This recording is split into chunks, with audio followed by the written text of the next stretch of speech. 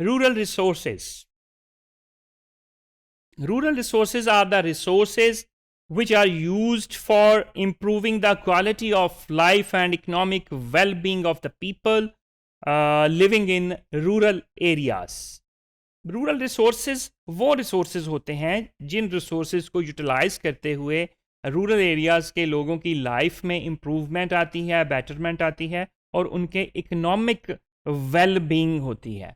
इसको हम rural resources कहते हैं। These are comprised of all necessary strategies, goals, interventions and the use of natural resources which aim to help the rural development.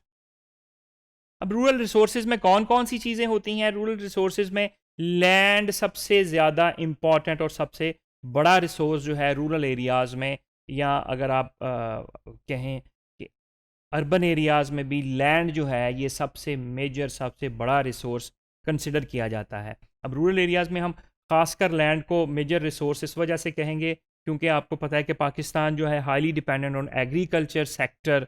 तो हमारा मुल्क जो है एग्रीकल्चर कंट्री है, इसलिए एग्रीकल्चर की जो बैकबोन है, जो मेन चीज़ है वो लैंड ही होती है। तो इसलिए लैंड जो है एक मेजर रिसोर्स कंसिडर किया जाता है रूरल रिसोर्सेज में से। फिर उसके बाद वाटर जो है, वाटर बहुत बड़ी नेमत है पानी अल्लाह पाक की। तो इंसान के ज़िंदा रहने में भी पानी का बहुत बड़ा किरदार है। अगर पानी ना हो तो इंसान भी ज़िंदा नहीं रह सकता, और अगर पानी ना हो तो ज़मीन भी ज़िंदा नहीं रह सकती, पौधे भी ज़िंदा नहीं रह सकते, कोई भी जानदार पानी के बगैर सरवाइव नहीं कर सकता। तो इसीलिए water is a major rural resources as well as उसके बाद फॉरेस्ट्स जो हैं, जंगलात जो हम जिसको कहेंगे, जंगलात भी हमारे रूरल एरियाज़ में रिसोर्सेज कंसिडर किए जाते हैं। जंगलात की वजह से जो कुछ होता है आप लोगों को पता है, जंगलात की वजह से इन्वायरमेंट में चेंजेस आती है, जंगलात की वजह से आपकी जो हैं जो ज़रूरियात जो हैं मुख्तलिफ़ किस्म की वो पूरी की जा सकती हैं। लकड़ी की ज़रूरियात को जंगलात पूरा करता है। आपके जो क्लाइमेट चेंज है उसमें बड़ा फ़र्क डालता है। आपकी जो रेनफॉल है उसमें जंगलात का बहुत बड़ा किरदार है, और अगर रेनफॉल होगी तो आपकी जो क्रॉप है वो बेहतर हो सकेगी। रूरल एरियाज़ में पानी की कमी उस वजह से पूरी हो सकेगी। तो ये जंगलात की आजकल भी आप देख रहे हैं वो बिलियन ट्री कैंपेन जो है वो भी इसी सारी चीज़ों का हिस्सा है कि वो इसी वजह से की जा रही हैं। पूरी दुनिया में ये एक्नॉलेज किया जा रहा है कि जो ट्रीज़ हैं, जो जंगलात हैं, जो फॉरेस्ट हैं,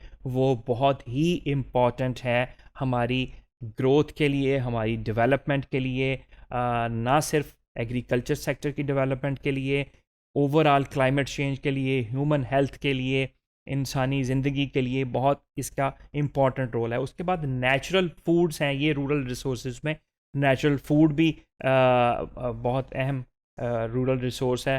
फिर पावर एंड मिनरल्स, ये भी रूरल रिसोर्सेज में शामिल होते हैं। पावर जैसे गैसेस निकलती हैं, तेल निकलता है, मिनरल्स होते हैं डिफरेंट, पहाड़ों में बहुत सारे हमारे मिनरल्स निकलते हैं और रूरल एरियाज़ में।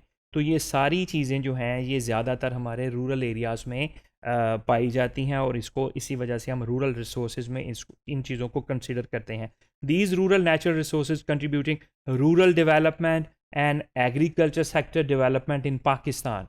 तो ये सारे रिसोर्सेज में अगर हम खुद कफ़ील होंगे, इन सारे रिसोर्सेज में अगर हम बेहतर होंगे तो हमारा एग्रीकल्चर सेक्टर में भी डेवलपमेंट आएगी, हमारे रूरल सेक्टर में भी डेवलपमेंट आएगी। तो इन सारे रिसोर्सेज, ये सारे रिसोर्सेज कंट्रीब्यूट करते हैं हमारी इकोनॉमिक डेवलपमेंट में, हमारे रूरल डेवलपमेंट में, और ओवरऑल हमारे एग्रीकल्चर सेक्टर डेवलपमेंट में। फिर दूसरी बात ये कि पाकिस्तान जैसे कि एग्रीकल्चर कंट्री है, ये हाईली डिपेंड करता है एग्रीकल्चर पे, एग्री क्रॉप पे। तो यही हमारा सारा मेन चीज़ें होती हैं। हमारी फूड की कमी को पूरी करने के लिए भी एग्रीकल्चर की बड़ी ज़रूरत होती है। तो इस वजह से ये रूरल रिसोर्सेज जो हैं जिनमें पानी, land, forest, natural resources, minerals, ये सारी चीज़ें रूरल रिसोर्सेज में कंसिडर की जाती हैं।